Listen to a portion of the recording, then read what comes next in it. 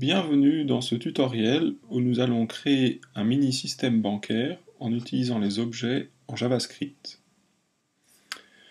Nous voyons tout d'abord ici la définition de l'objet que nous voulons créer. Nous allons bien séparer le code JavaScript de la classe de l'objet que nous voulons créer du code HTML. Ici, j'ai préparé deux fichiers, un fichier bank.html qui est vide et qui contient un lien vers un fichier bank.js dans lequel nous allons placer les différents éléments de la classe bank. La classe que nous allons créer va s'appeler compte courant. Elle aura trois attributs, balance, limite et numéro de compte, et trois méthodes, débit, crédit et information. Nous allons tout d'abord commencer par définir les attributs. En JavaScript, une classe est définie par une fonction. Voici donc le nom de la classe que nous souhaitons définir.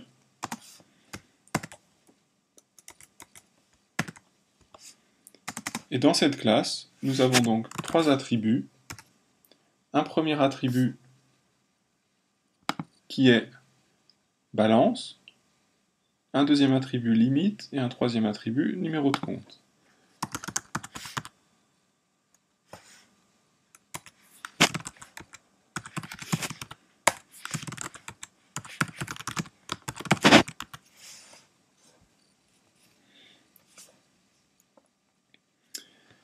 Ces trois attributs étant maintenant définis, donc l'instruction importante ici, c'est celle-ci, this, qui nous permet de dire ceci, donc balance, ceci.balance, c'est-à-dire que balance appartient à ceci, donc l'objet, la classe d'objet que nous avons ici. Il nous reste maintenant à initialiser les valeurs de ces différents attributs. Il est indiqué ici que la balance représente donc le solde du compte et doit être à 0 à la création d'un nouveau compte. C'est-à-dire que la balance aura comme valeur 0 quand on va créer un nouvel objet de type compte courant. Les valeurs de limite et de numéro de compte sont définies quand on déclare l'objet et passé en paramètre de cet objet. Nous allons donc ici définir un paramètre limite, un paramètre numéro de compte, et donc initialiser à la création de l'objet l'attribut limite de l'objet par la valeur du paramètre qui est passé à la création de l'objet, et de même pour le numéro de compte.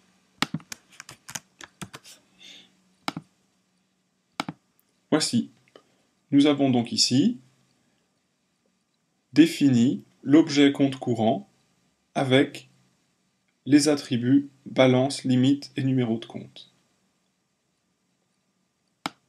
Nous pouvons donc d'ores et déjà créer un compte. Pour créer un compte, il faut donc créer un objet compte courant. La création de l'objet se fait avec l'instruction new, compte courant, et deux paramètres qu'il faut donner. Le premier qui va définir l'attribut limite du compte courant, et le deuxième qui va définir le numéro du compte.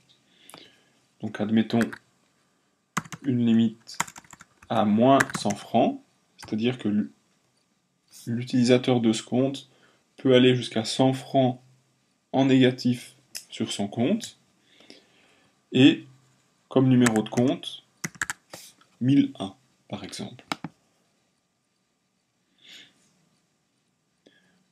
Voyons maintenant ce qui se passe. Voici la page bank.html. Si je la recharge, il ne se passe rien, c'est normal. Ici, dans le fichier HTML, nous n'affichons aucune information. Tout ce qui se passe, c'est qu'un compte de type compte courant est créé.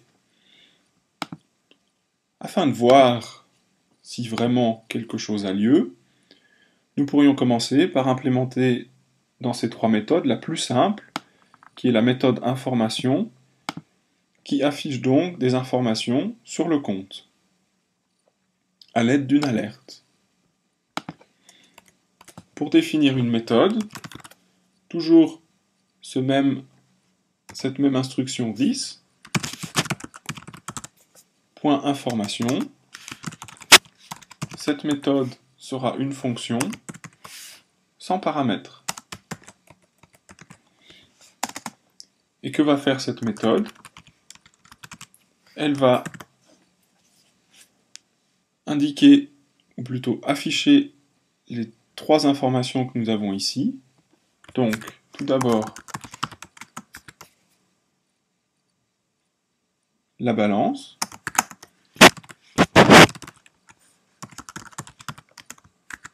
puis la limite,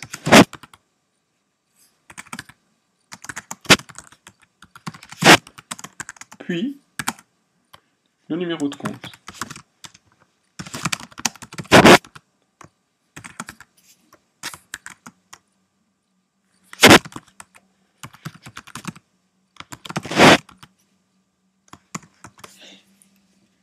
Voici. Je vous rappelle que ici, quand on additionne des chaînes de caractères, cela donne au final une chaîne de caractères qui va ici, dans laquelle ici, this.balance va être remplacé par la valeur qu'on lui a donnée, limite va être remplacé par la valeur de l'attribut, et numéro de compte va également être remplacé par la valeur du numéro de compte. Rechargeons la page et voyons s'il se passe quelque chose. Toujours rien.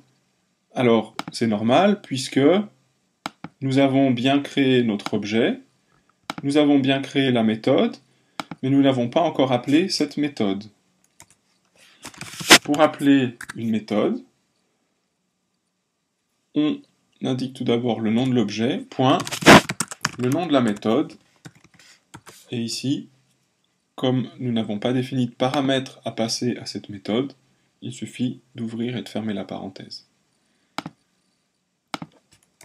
Et maintenant, vous voyez, notre objet, c'est une preuve que notre objet a bien été créé, sa balance est 0, la limite autorisée c'est moins 100 francs, donc 100 francs dans le négatif, et le numéro de compte est 1001.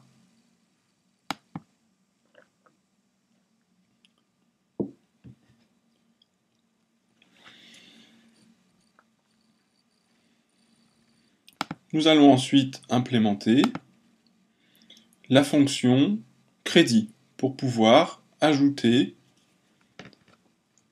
de l'argent sur notre compte. Et ici, on doit vérifier que le montant soit bien un nombre positif. Retournons donc dans l'objet. Il faut définir une méthode crédit qui est une fonction et qui, elle, prendra un paramètre qui sera le montant qu'on veut ajouter, qu'on veut déposer sur notre compte. Il nous est demandé de vérifier que le montant est bien positif. Donc, pour cela, une instruction conditionnelle if p montant, c'est-à-dire si le paramètre qui est donné comme montant est supérieur à 0. Dans ce cas-là, que va-t-on faire? Eh bien, dans ce cas-là, on veut ajouter à la balance déjà existante le montant qui a été donné comme paramètre.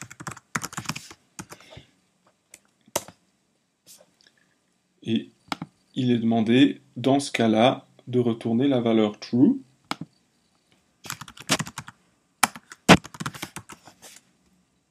Voilà. Et sinon, donc si le montant est inférieur ou égal à 0, on retourne la valeur false.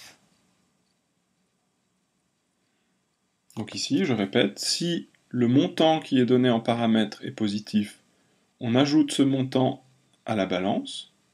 Je vous rappelle que cette instruction-là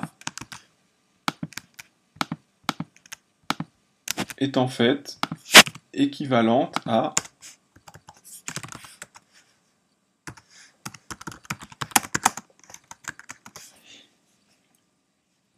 ajouter, ou plutôt à faire la somme de la balance actuelle et du montant, et à remettre tout ça dans l'attribut balance.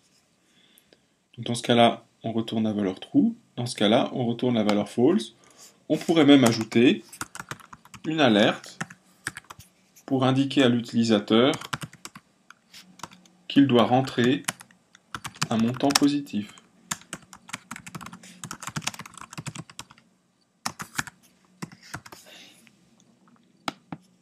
Voilà. Essayons maintenant de créditer notre compte, donc d'ajouter 100 francs sur le compte, puis à nouveau d'afficher les informations. Que se passe-t-il dans ce cas-là? Voici d'abord l'affichage de l'information du compte de la première ligne de notre code. Et ensuite, on voit maintenant qu'après exécution de la commande crédit, la balance, ici, est bien à 100. Si nous essayons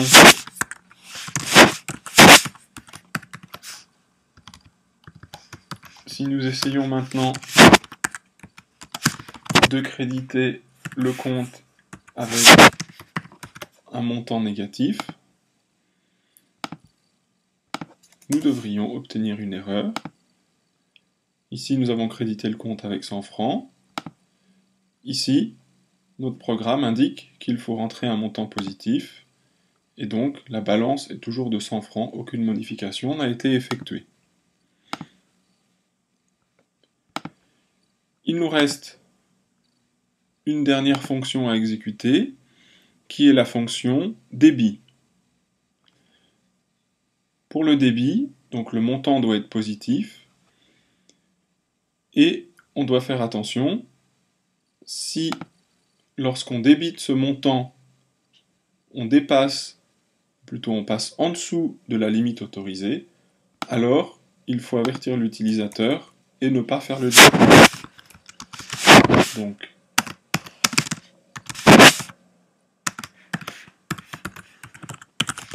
le début,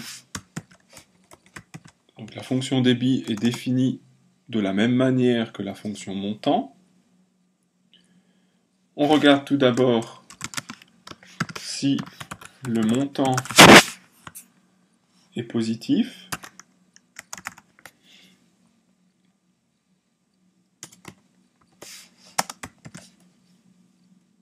Dans ce cas-là, on va regarder si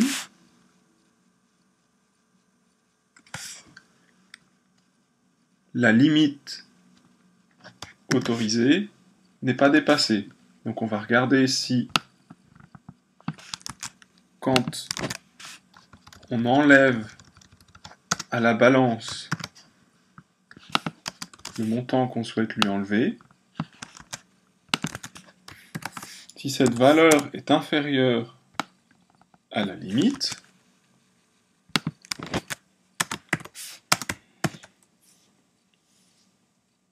alors on a un problème. Il faut alerter l'utilisateur. Vous dépassez votre limite et retournez la valeur false. Sinon,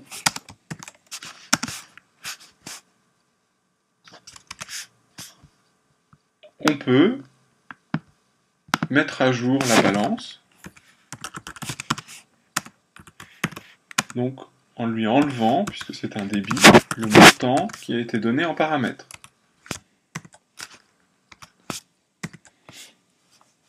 Voilà, donc si le montant est positif, on vérifie que l'on ne dépasse pas la limite qui est autorisée. Sinon, on soustrait de la balance actuelle le montant que l'on veut débiter, et puis on retourne la valeur true. Okay. Et dans le cas où le montant est négatif, eh bien, on informe l'utilisateur d'entrer un montant positif. Et on retourne également la valeur false. Si maintenant on essaye la fonction de débit, on donne par exemple 50 francs, et voyons quel est le résultat.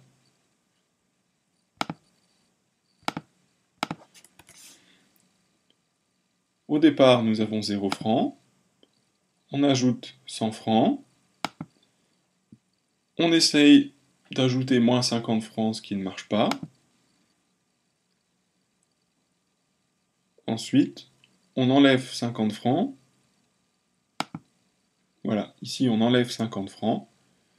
Et donc, on se retrouve avec une balance de 50 francs.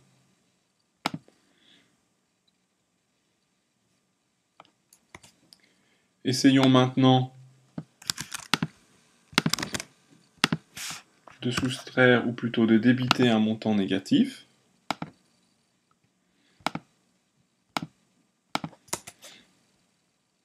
Que se passe-t-il? Notre balance de 100 francs, on essaye d'enlever moins 50 francs, ça ne marche pas. D'ajouter moins 50 francs. Ici, on a débité 50 francs. Ici, on essaye de débiter moins 50 francs, ça ne marche pas. Et pour finir, essayons d'aller au-delà de la limite qui nous est permise. Par exemple, essayons de retirer 350 francs du compte. Que se passe-t-il? Donc, nous avons toujours nos premières opérations. Ici, nous avons retiré 50 francs. Ici, on essaye de retirer moins 50 francs du compte. Et ici, nous dépassons la limite. Et donc, aucune opération n'a été effectuée.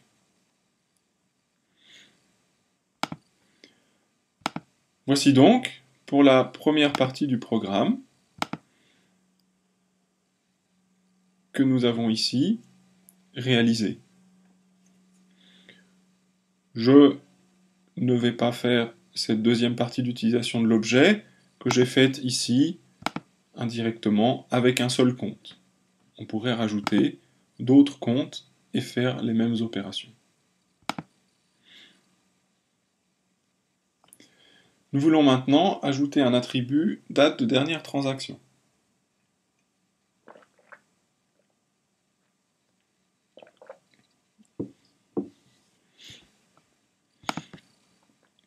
Donc ici, dans les attributs, nous allons ajouter un attribut date dernière transaction qu'il va falloir initialiser lorsque l'objet est créé.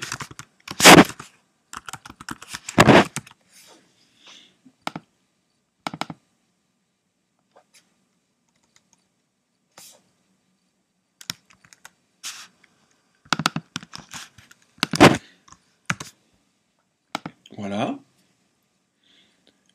Il va donc falloir ici modifier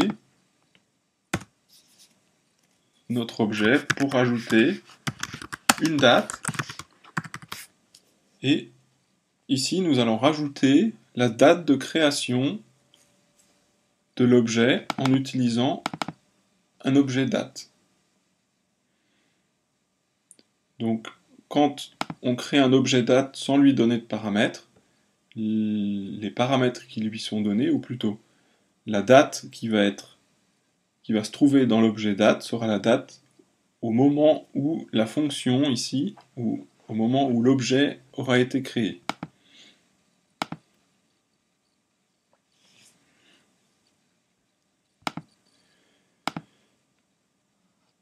Il va donc maintenant falloir modifier le code pour que la date soit modifiée à chaque fois que l'on débite ou que l'on crédite le compte, et puis également modifier la fonction information pour qu'elle nous affiche la date. Donc la date de la dernière transaction.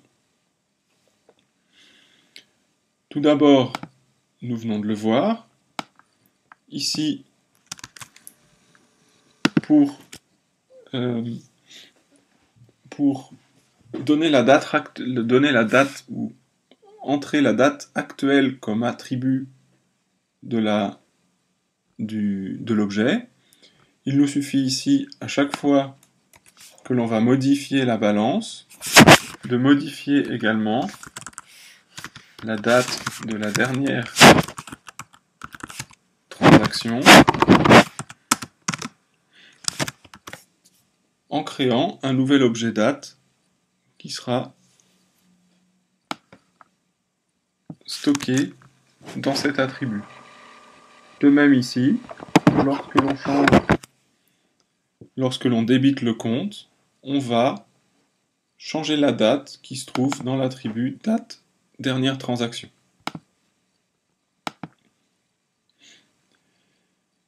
Et puis enfin, il nous faut rajouter ici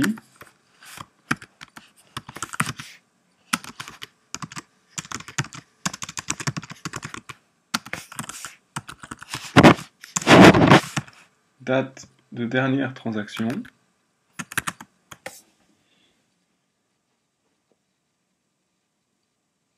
Et donc, il va nous falloir ici afficher, par exemple, allons voir quelles sont les différentes méthodes de l'objet date. JavaScript date.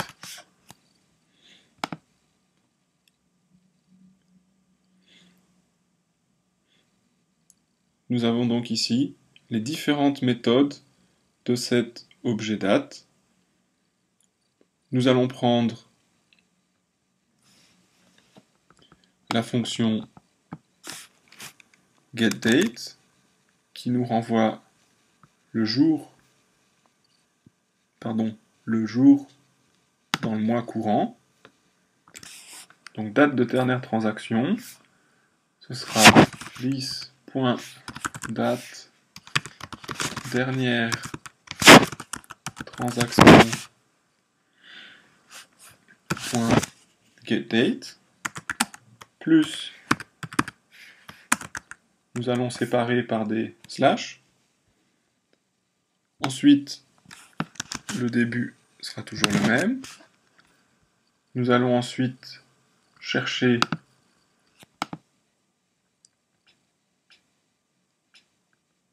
le mois. Attention ici, le mois est retourné entre 0 et 11. Il va donc falloir afficher à chaque fois un de plus pour avoir le mois courant.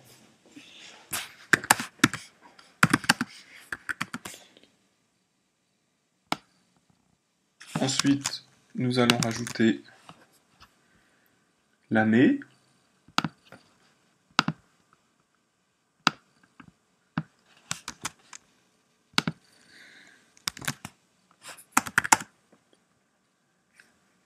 Puis un espace, puis l'heure et les minutes, plutôt les heures et les minutes. Get hours, qui nous donne donc les heures, plus Ici, nous allons séparer par 2 points. Et finalement, pour terminer, les minutes.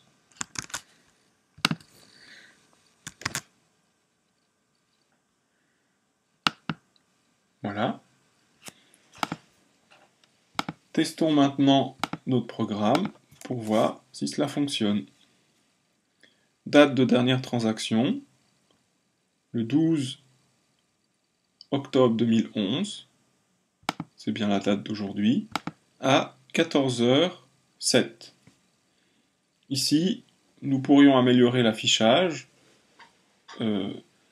afin que, ici on ait 14h07 par exemple. Ici, nouvelle transaction, toujours à 14h07.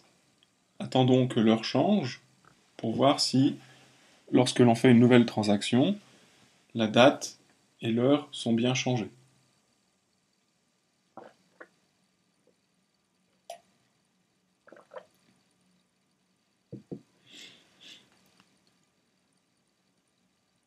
Voici, 14h08.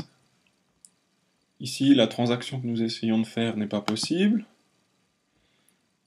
Et maintenant, une nouvelle transaction. On a retiré 50 francs du compte et l'heure a bien été mise à jour. Etc. etc.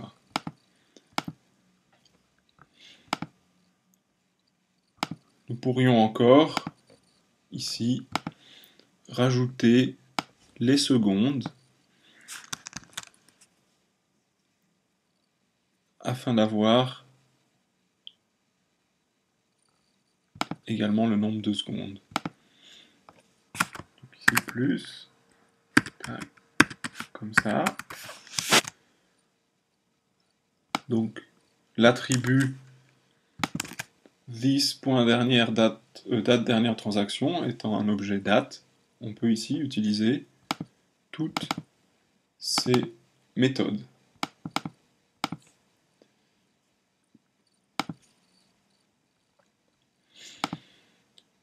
Ensuite, ici, les fonctions, les différentes méthodes de l'objet compte courant sont communes à chaque compte que l'on crée. Afin de gagner en espace mémoire, ou afin d'occuper moins d'espace mémoire, il est possible de créer des prototypes, et ainsi, lorsqu'on crée un prototype, la fonction est sortie de l'objet, et les informations stockées en mémoire sont beaucoup moins importantes. Ici, à chaque objet créé, toutes ces informations-là sont stockées en mémoire. Les informations d'attributs sont uniques pour chaque objet créé. Par contre, les méthodes sont les mêmes pour tous les objets que l'on crée. Il est donc possible de sortir les méthodes de l'objet de la manière suivante. Ici, on ne garde dans l'objet que les attributs. Ici, il faut donc effacer l'accolade qui fermait ici la fonction de définition de l'objet. Et les trois fonctions qui sont maintenant en dehors de l'objet, nous allons les changer de la manière suivante. On les appelle compte courant pour qu'elles soient liées à l'objet compte courant. Point. Et puis, le même nom. Donc les fonctions gardent le même nom qu'elles avaient avant. Puis on peut faire la même chose pour crédit ou débit. C'est une modification toute simple, mais elle a l'avantage que maintenant, à chaque fois que l'on crée un objet, seules ces informations-là seront stockées par objet créé, et ces informations-là n'auront besoin d'être stockées qu'une seule fois pour tous les objets de type compte courant que l'on aura créés. Voyons si cela change quelque chose à notre résultat. On ajoute 100 francs. Ici, on voit la date et l'heure qui changent. Montant positif. On soustrait 50 francs. Donc, cela n'a rien changé au fonctionnement de notre objet ou de l'objet de l'instance compte 1 que l'on a créé ici. Par contre, l'occupation de mémoire a été fortement diminuée en faisant cela.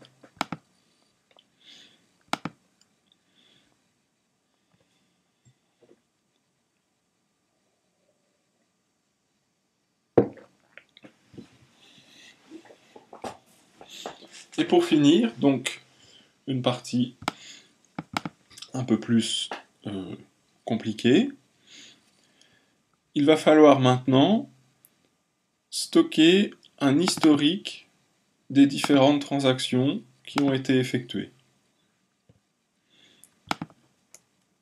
Donc, tout d'abord, il faut créer un attribut historique.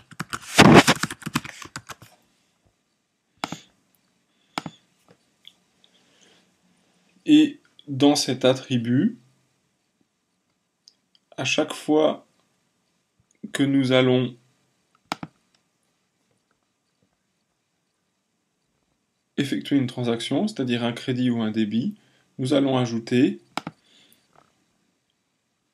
la date, le montant, et puis si l'on a effectué un débit ou un crédit.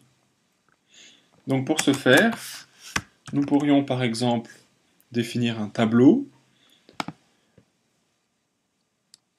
dans lequel nous allons mettre les différentes informations, c'est-à-dire la date, le montant, et si nous avons un crédit ou un débit. Donc, ici, par exemple, des fonctions utiles de l'objet tableau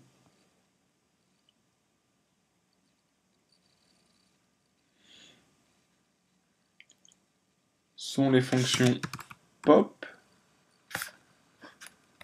si elles sont là, et push, pour ajouter des éléments à un tableau.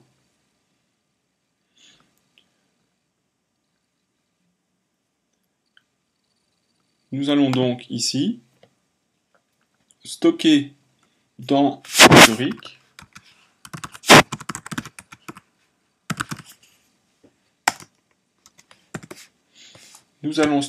l'historique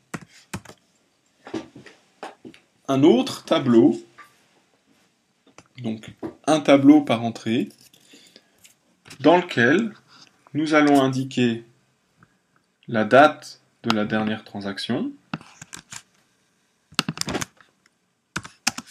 dans lequel nous allons indiquer le montant de la transaction,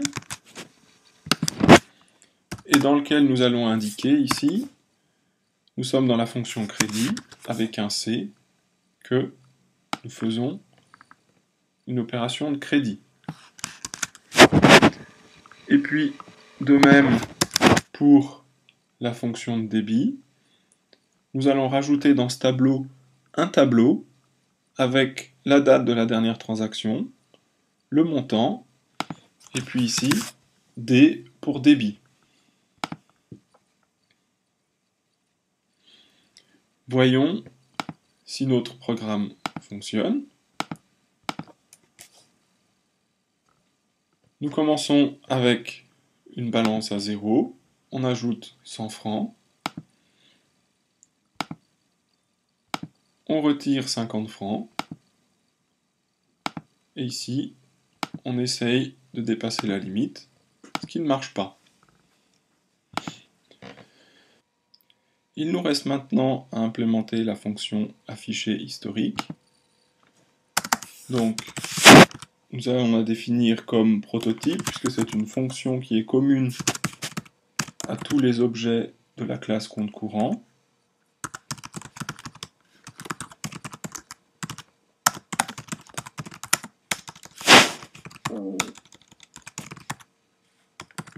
C'est une fonction qui ne prend pas de paramètres. Nous allons afficher le résultat dans une alerte.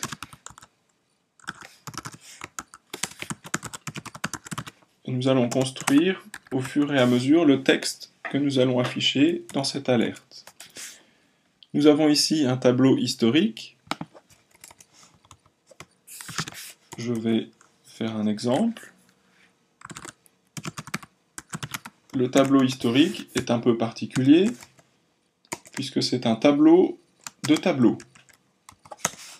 Cela signifie qu'à l'intérieur, nous trouvons des tableaux qui contiennent les différentes transactions qui ont été effectuées. Par exemple,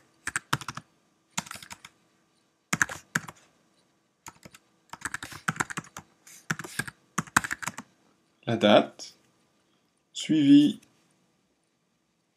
du montant de la transaction, suivi ici de soit débit, soit crédit. De même, pour les autres éléments, on peut imaginer ici à nouveau un crédit de 150 francs, et puis le même jour, un débit de 50 francs. Le tableau se compose donc de ces éléments-là, ou d'éléments similaires. C'est en tout cas un tableau de tableaux, donc un tableau à 2 dimensions. Et donc, pour atteindre par exemple le montant ici du deuxième enregistrement de l'historique, il nous faut tout d'abord aller à la deuxième ligne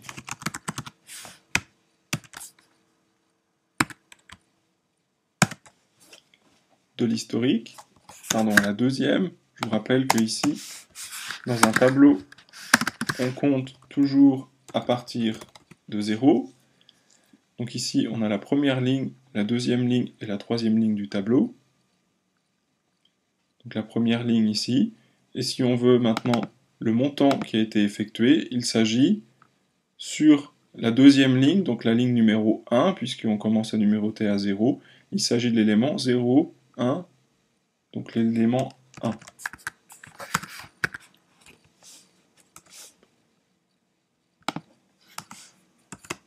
Cet élément-là, ce sera 150. Si on veut maintenant savoir dans la transaction ici, numéro 3, c'est-à-dire le deuxième élément, ou plutôt l'élément numéro 2, et ici, ou plutôt ici, essayons de voir la date. Donc ici, il s'agit de l'élément 0. Et bien cet élément-là sera égal à ceci.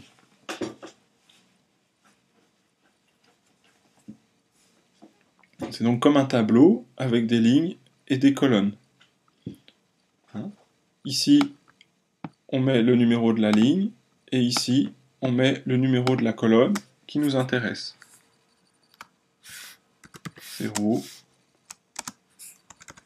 1, 2.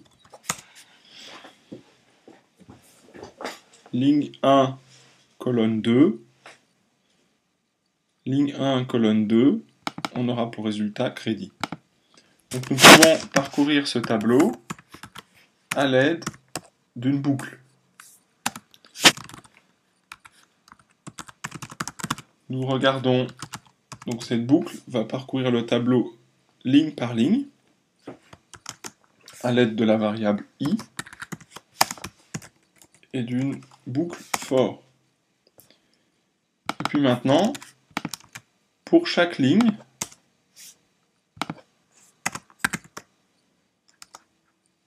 Nous allons ajouter les informations qui se trouvent dans le tableau à la variable résultat historique.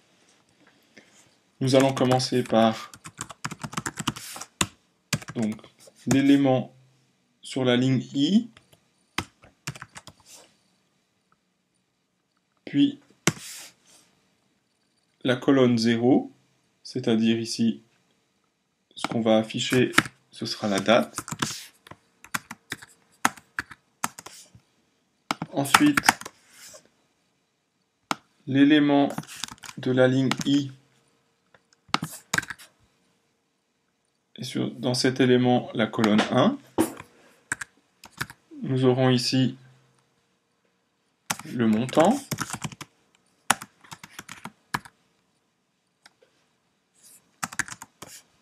Puis pour finir, la colonne 2, dans laquelle on trouve le type de transaction. Donc si c'est un crédit ou un débit. Et nous terminons par un retour à la ligne pour afficher la prochaine transaction. Et puis, nous allons afficher tout cela dans une alerte. Voyons ce que cela donne. Donc j'ai déjà rajouté ici afficher historique. Donc ici on appelle la méthode afficher historique de l'objet compte. Les différentes opérations sont effectuées. J'étais un peu rapide. Je recommence.